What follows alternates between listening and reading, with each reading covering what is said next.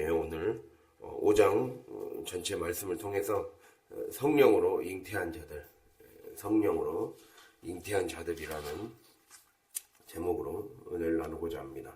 예, 오늘 이제 미가 5장은 사실 유명한 구절입니다. 5장 2절 자체가 예수님이 유대 베들레헴에서 나셨다는 것을 마태복음에서 예언한 그 장이죠. 그래서 메시아가 오실 것임을 예언한 장이라고 할 수가 있습니다. 근데 이제 우리가 이제 우리의 초점은 메시아 예수 그리스도의 초점을, 오늘 말씀은 예수 그리스도의 초점을 두고 보는 게 아니라 그 그리스도를 잉태했던 시온, 그것을 중심으로 보고자 합니다. 그리스도를 잉태케 했던 그 성령으로 잉태한 자들, 정확히 말하면 남은 자들. 여기 보면 7절에 야곱의 남은 자, 누가 남은 자가 될 것인가? 그것은 성령으로 태를 품은 자들이 남은 자가 될 거라는 거예요. 성령으로 태를 품은 자들. 그래서 처음에는 제목을 제가 성령으로 태를 품은 자 이렇게 하려다가 또 두 개 해도 상관없겠네요. 예. 어쨌든 베들레헴은 우리가 잘 알다시피 베들레헴 에브라다에서 이스라엘 다스릴 목자가 나올 것이다 라는 예언이 바로 5장 2절의 말씀이죠. 이 베들레헴은 예루살렘에서 남쪽으로 8km 정도 떨어진 고지대의 작은 촌락에 불과했습니다. 그런데 이곳이 중요하게 또 예언된 까닭은 바로 다윗이 태어나서 자란 곳이기 때문이었죠.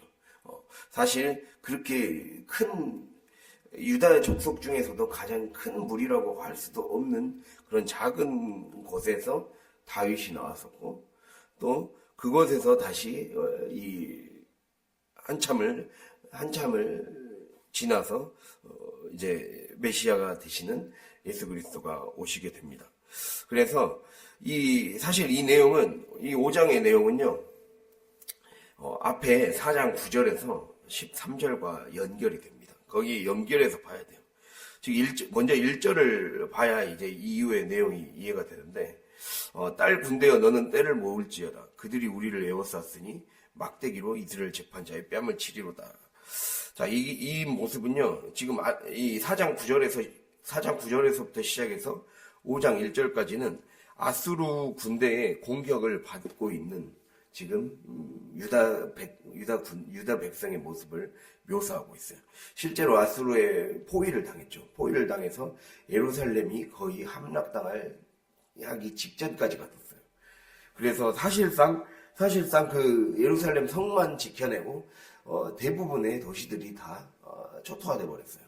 그래서 성만 겨우 지켜낸 상황에서 그 이후로 거의 이제 유다는 이제 멸망 기로로 접어들게 되죠.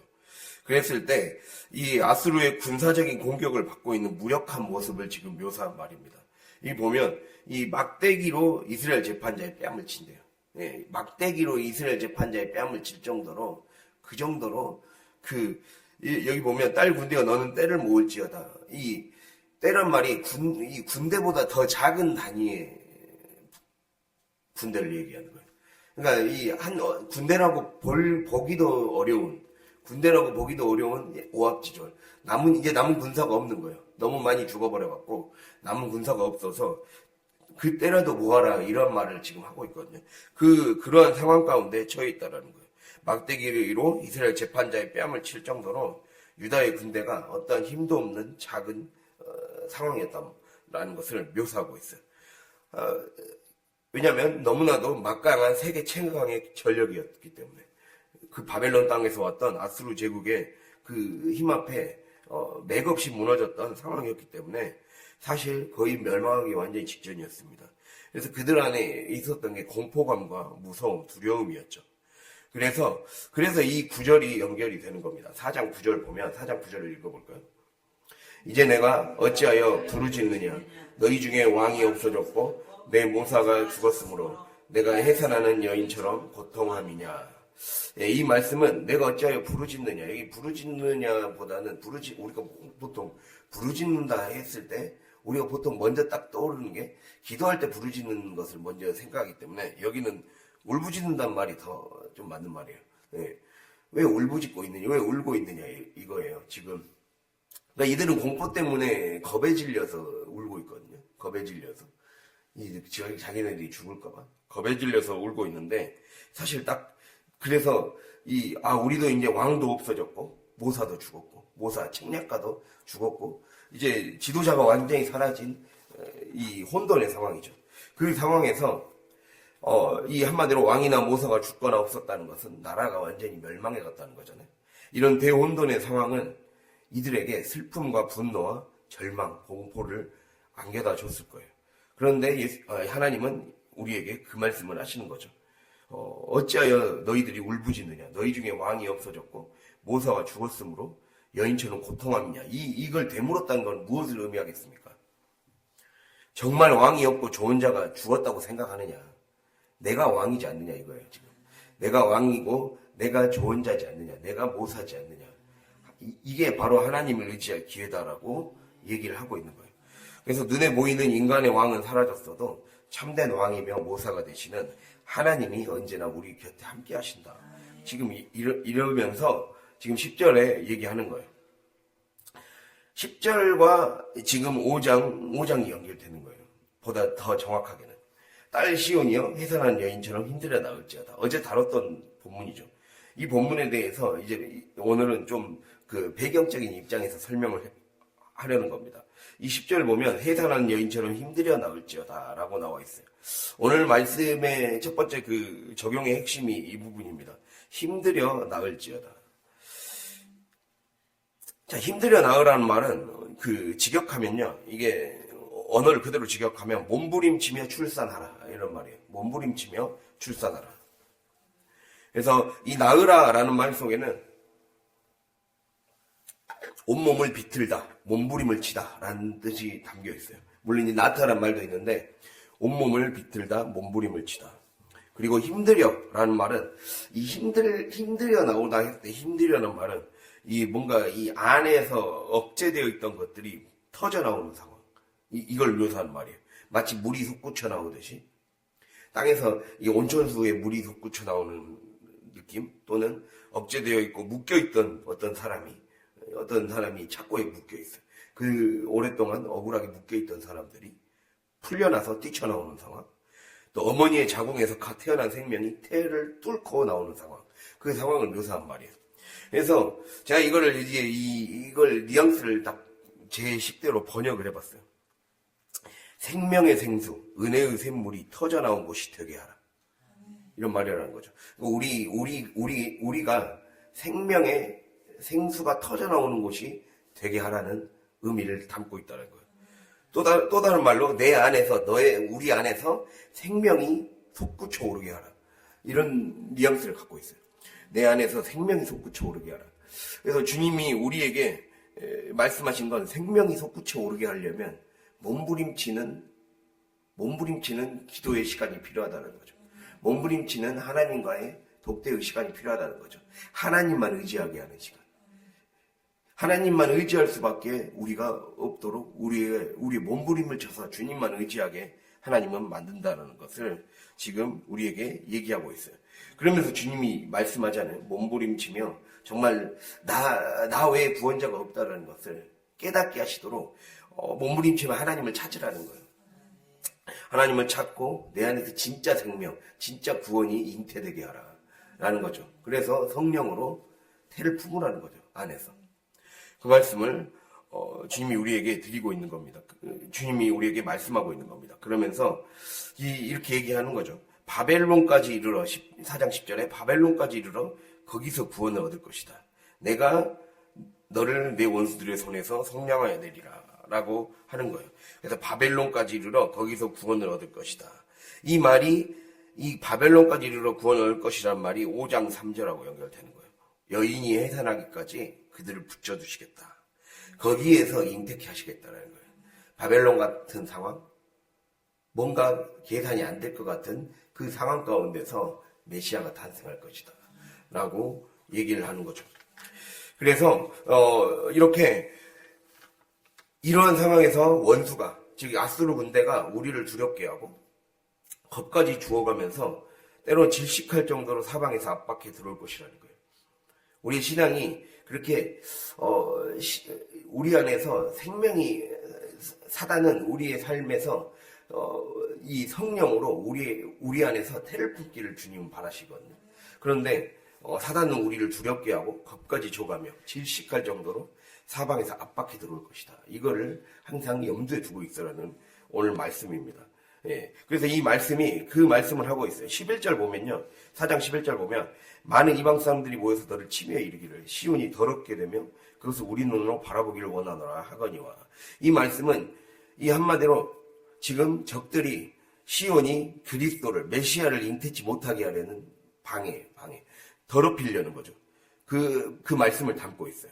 시온이 더럽게 되면 그것을 우리 눈으로 보겠다.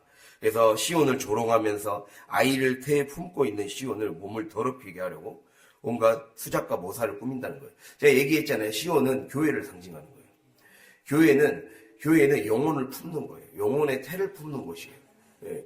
그곳에서 이 시온이 그 작고 작은 시온, 그 중에서도 가장 작았던 베들레헴이 태를 품었기 때문에 거기에서 예수 그리스도가 나왔듯이 이 땅의 교회들 그리고 우리 한 명 한 명의 성전은 우리 안에 성령으로 태를 품어야 돼요. 그래서 나로 인해 또 한 명의 그리스도들이 탄생해야 돼요. 그게 우리의 삶의 목적이라는 거예요. 그리스도들 성령으로 태를 품어야 그리스도들이 탄생한다. 그리스도인이 탄생한다는 거죠.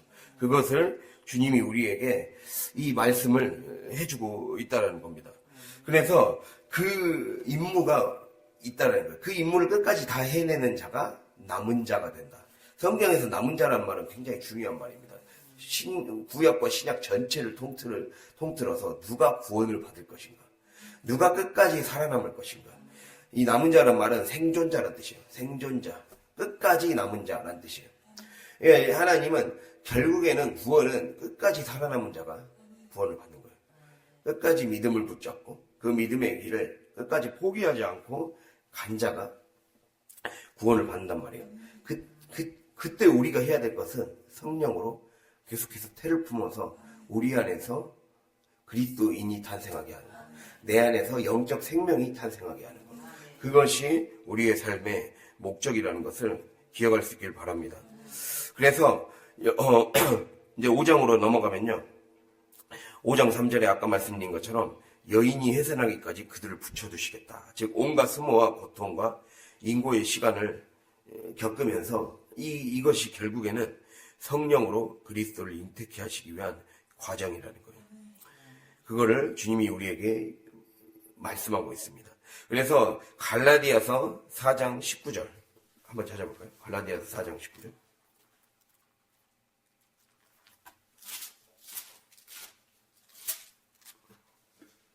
307페이지 갈라디아서 4장 19절 4장 19절 함께 읽도록 하겠습니다. 나의 자녀들아 너희 속에 그리스도의 형상을 이루기까지 다시 너희를 위하여 해산하는 수고를 하노니. 나의 자녀들아 하면서 너희 속에 그리스도의 형상을 이루기까지. 정확히 말하면 이 우리말에는 그리스도의 형상을 이루기까지라 되어 있는데 너희 안에서 그리스도가 형성될 때까지, 그리스도가 형성될 때까지, 그리스도가 탄생할 때까지 이런 말을 갖고 있어요. 너희 안에서 그러니까 그리스도가 형성될 때까지 또는 그리스도가 탄생되거나 만들어질 때까지, 그때까지 수고를 하라는 거예요. 해산의 수고를 마다하지 않으라는 거예요. 이게 우리가 지금까지 얘기한 영성이죠. 우리 안에 성령이 성령으로 잉태되기를, 성령으로 잉태할 때까지, 성령으로 하나님이 우리에게 품게 하시는 그 표대를 품게 하시기까지 그렇게 잉태하기 위한 이 과정을 피하지 말라는 거예요. 주님은 성령의 사람에게 품게 만드세요. 비전을 품게 하시고 영혼을 품게 하시고 그리고 하나님의 원대한 뜻을 가지고 가게 하세요. 때로는 남들이 보기엔 작아 보이지만 하나님 보시기에 원대한 비전, 그것도 품게 하시는 거예요. 그것을 반드시 하나님이 어떤 마음을 주셨으면 그것을 품어야 돼요. 내가 키워내야 될, 내가 반드시 태어나게 해야 할 아이라고 생각하고 품어야 돼. 그게 우리의 사명입니다. 전도자에게는 전도를 태를 품듯이 품어야 돼요. 그래서 반드시 열매가 나올 수 있도록, 만들어질 수 있도록 품어야 된다는 거죠. 그것을 주님이 우리에게 얘기하고 있어요. 그 모든 것들이 우리가 삶에서 하나님이 우리에게 허락하신, 시공간 속에 허락하신 여러 가지 직분들, 명령들, 하게 하시는 사명들, 그 모든 것들은 내 안에 태를 생산해내는 자리예요. 네, 태를 생산해내는. 그래서 인택해야 하는 자궁의 자리가 되는 거죠. 우리가 그 마음으로 살아야 우리가 우리 안에 그리스도의 형상이 만들어진다는 게 이거구나 라는 걸 알 수가 있는 거예요. 그리스도의 형상이 만들어진다는 것도 다른 말로 뭐겠습니까? 내 안에 말씀을 추상적인 상태로 놔두지 말라는 거예요. 우리는 추상화를 그리는 사람들이 아니에요. 구체적인 그걸 정물화라고 그러죠. 구체적인 사실화를 그리는 사람들이에요. 사실 우리가 현실로 구현을 해야 돼요. 현실로 구현을 하는 게 이게 성육신이에요. 현실에 구현을 해내는 게 기독교예요. 뜬구름 잡는 게 아니에요. 기독교는 뜬구름 잡는 게 아니라 진짜 우리의 삶에 내 영혼, 나를 만나는 사람들에게, 나를 축복하는 자에게는 축복하고 저주하는 자에게는 저주한다 그랬죠. 그런 것처럼 나를 만나는 사람들, 그리고 우리의 삶을 지나가는 사람들에게 축복의 손에 잡히는 것들을 쥐어줄 수 있는 그런 자들이 되어야 된다는 거예요. 그러한 사명이 우리에게 있다는 것을 기억하길 바랍니다. 그런데 주님은 이러한 사명을 어떠한 자들에게 이루시느냐? 가장 작은 자들에게 이루신다는 거예요. 주님이 우리가 어제 말씀드렸잖아요. 저는 자를 모으겠다. 내가 다리 저는 자를 모으겠고 쫓겨난 자, 환난 당한 자를 모으겠다 그랬어요. 그 환난 당한 자를 모아서 하나님의 왕국을 이루게 하겠다. 사실 이 말 속에는요, 우리가 4장 6절에서 했던 저는 자, 쫓겨난 자, 환난 받게 한 자는 다윗과 관계가 있어요. 다윗이 자기 장인 사울에게 쫓겼을 때 아둘람 굴이라는 곳에 피신하게 됩니다. 거기에서 환난 당한 자, 마음이 원통한 자, 상한 자, 그런 사람들이 다 모여들어요. 그 사람들이 여러 어려운 사람들을 도와주고, 그리고 군사적인 전쟁을 벌임으로써 그 사람들이 주축이 돼서 다윗 왕국이 세워지죠.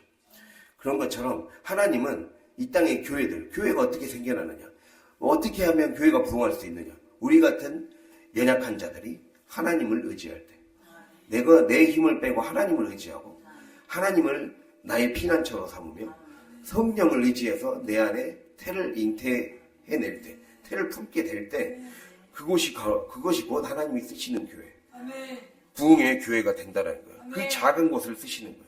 그래서 작은 사람을 쓰시고 작은 우리 같은 곳에 오셔서 역사하시는 거예요. 베들레헴 에브라다 같은 작은 곳, 이름도 잘 알려지지 않았던 그곳을 하나님이 오셔서 그곳에서 역사를 바꾸는, 인류의 역사를 바꾸는, 구원의 역사를 새로 쓰는 바로 예수 그리스도가 탄생케 하셨죠. 그런 것처럼 우리도 그러한 꿈을 품어야 돼요. 나로 인해 내 손에서 내가 정말 성령 충만함으로 나에게서 나오는 내가 데려오는 사람, 그리고 내가 헌신했던 시간들이 잉태케 되어서 열매를 맺을 것을 우리가 꿈을 품어야 된다는 겁니다.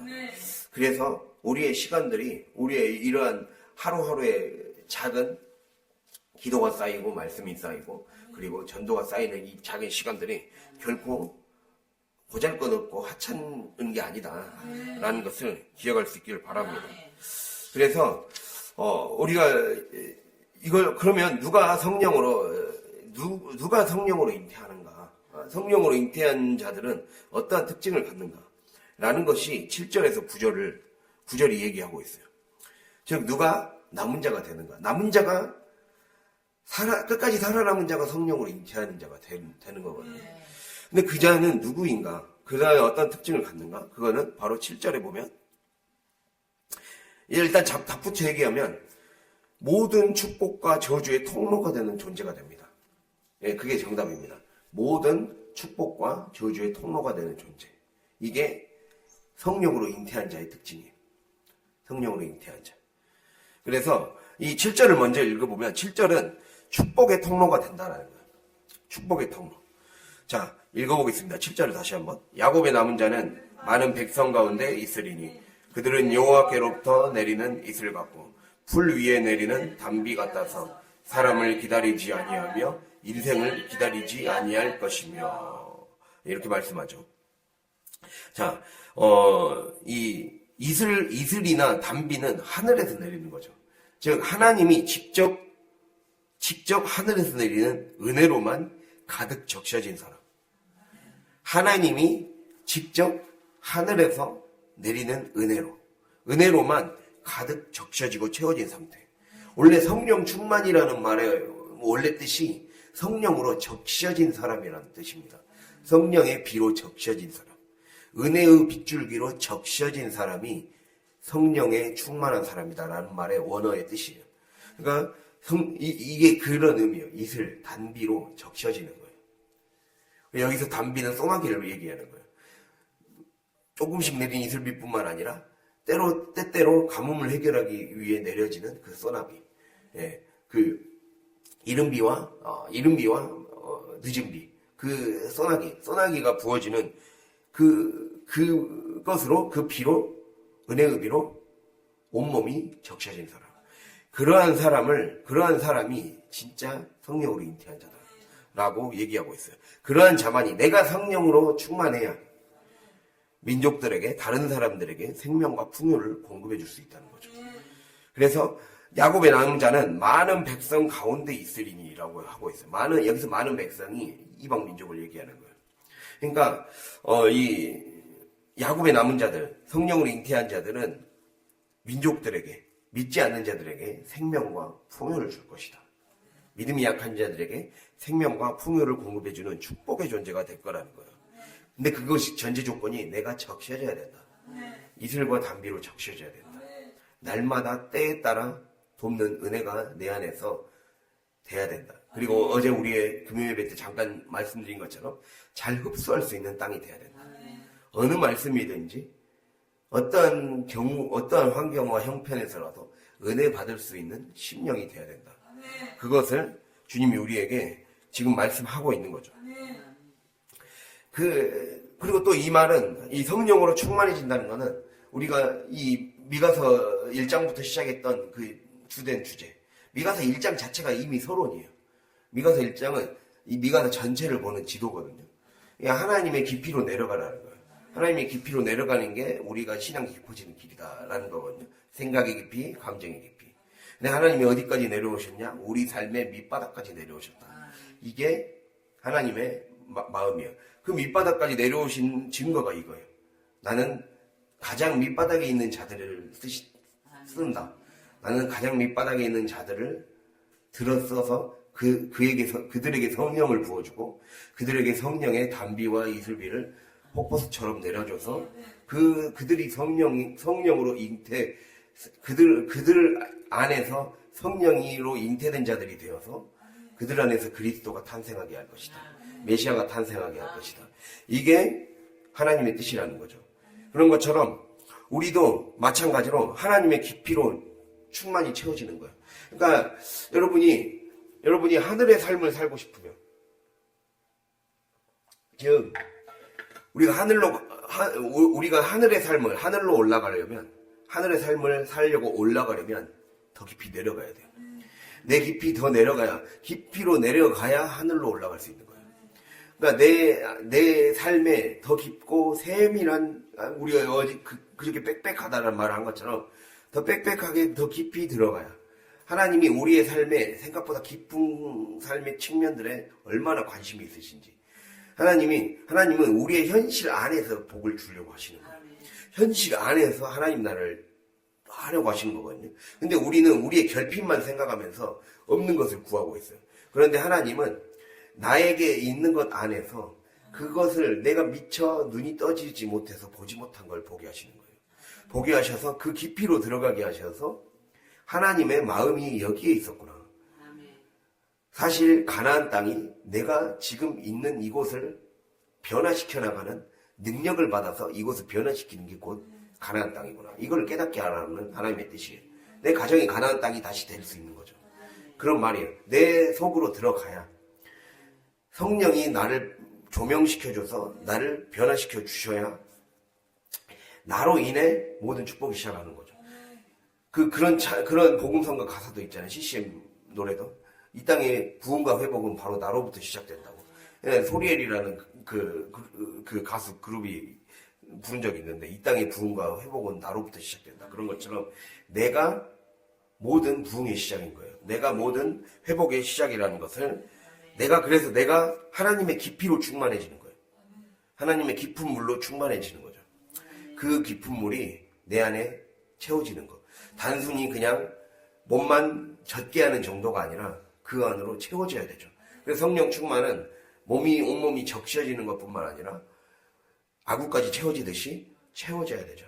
그 깊은 곳까지 하나님의 손길과 하나님의 시선과, 즉 하나님이 자세히 보게 하시고 자세히 듣게 하시는, 이게 내가 들려질 때 어느 곳 하나 빠지는 곳 없이 내 삶에 하나님의 손길의 그 목소리가, 말씀이 해석이 되고 들려지고 될 때 이제 그 영역이 넓어지는 거죠. 하나님 나라의 영역이 넓어진다는 것을 기억할 수 있기를 바랍니다. 그래서 우리가 이 내 내면이 충만해져야, 내 내면이 성령으로 충만해져야 더 많은 사람들을 풍성하게 먹이고 살릴 수 있다라는 것을 말씀해 주고 있는 겁니다. 그래서 그러한 사람은 특징이 이렇게 여호와께로부터 내리는 이슬을 받고 7절에 풀이에 내리는 단비 같아서, 이러한 사람은 오직 하늘로만 채워지기 때문에, 오직 하나님의 것으로만 채워지기 때문에 사람을 기다리지 않고 인생을 기다리지 않는다는 거예요. 사람에게 기대와 소망을 품지 않는다는 거예요. 이제 더 이상은 나를 진짜 채워주는 것은 사람이 아니었구나. 진짜 세상에서 좋다고 생각하는 것들이 나를 채워주는 게 아니었구나. 먼저 내가 하나님으로 가득 채워져야 그것이 모든 것들을 다 끌어당길 수가 있구나. 이거를 깨닫게 된다는 거예요. 그것을 주님이 우리에게 얘기하고 있는 거예요. 그러니까 아브라함에게 하셨던 약속은 그거예요. 축복의 통로. 모든 축복의 근원이 너로부터 시작될 것이다. 축복의 근원이 이렇게 되는 거구나. 내가 성령으로 충만해져야 되고, 내가 완전히 하나님으로 적셔져야 되고, 그래서 흡수할 수 있는 땅이 돼야 되고, 그리고 더 가득 깊이, 더 깊은 곳으로 세밀하게 역사하시는 하나님의 마음속으로 들어가야 되구나.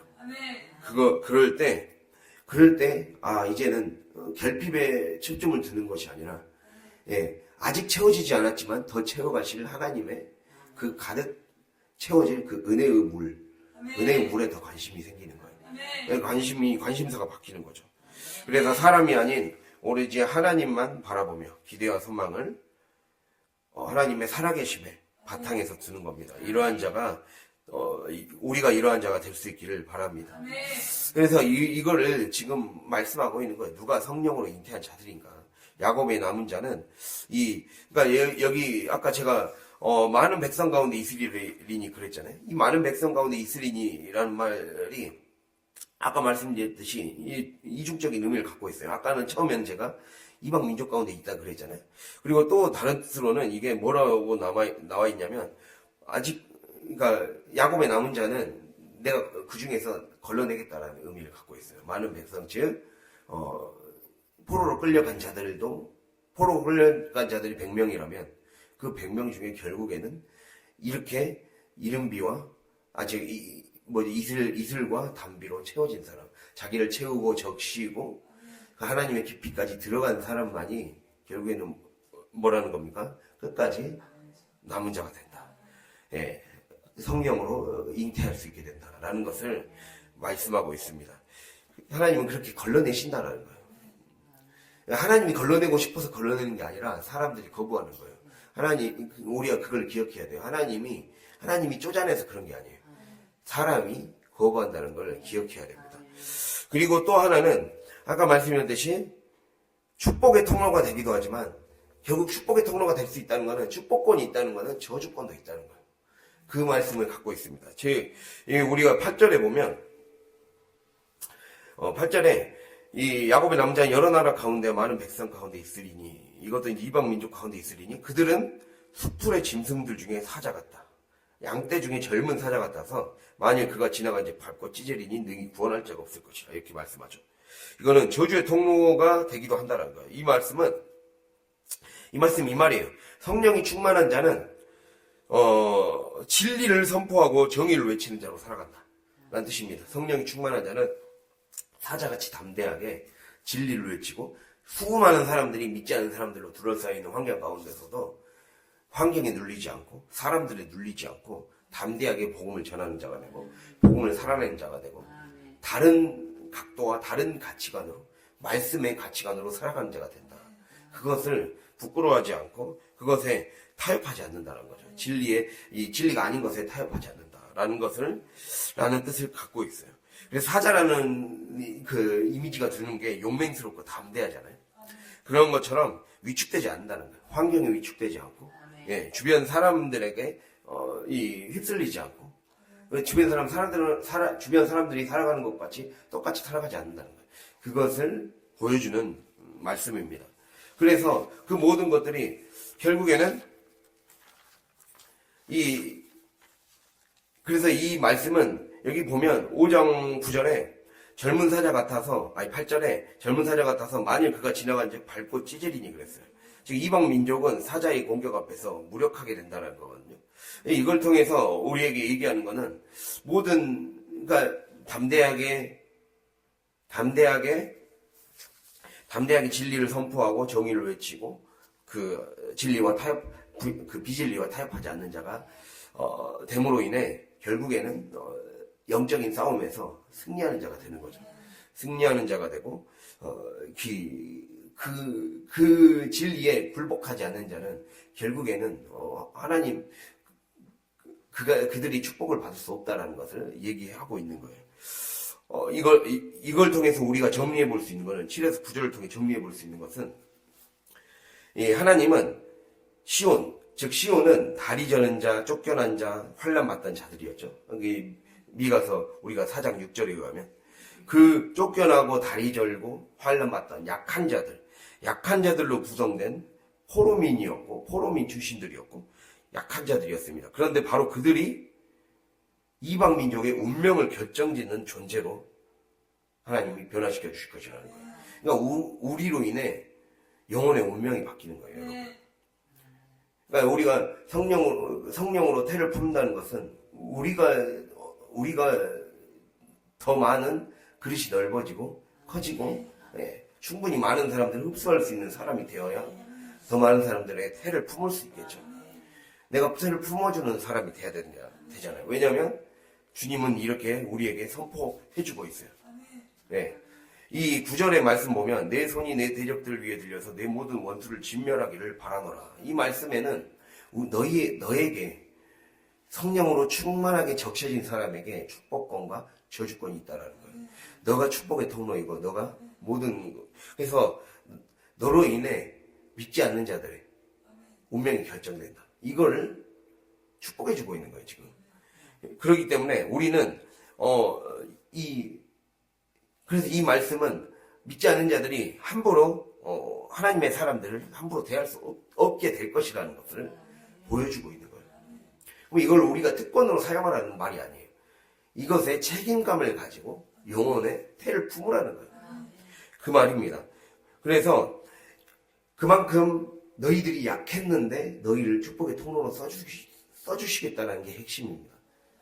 그만큼 약했고 보잘것 없었고 사실 우리의 고집으로 똘똘 뭉쳤던 사람인데 우리를 들어쓰셔서 하나님의 강함을 드러내고 그 안에 사자 같은 용맹감과 담대함도 주시고 진리의 말씀도 충만하게 넣어주시기 때문에 우리가 그것으로 이 힘을 삼아서 살아가라는 거예요. 그 말씀을 우리에게 주님이 얘기하고 있어요. 그렇다면 우리가 마지막으로 10에서 15절은 그렇다면 우리가 성령으로 이렇게 잉태한 자가 되려면 반드시 해결돼야 될 문제 바로 제거해야 될 것이 있다는 거예요. 제거해야 될 것. 그 제거해야 될 것이 세 가지죠. 그 제거해야 될 것이 크게.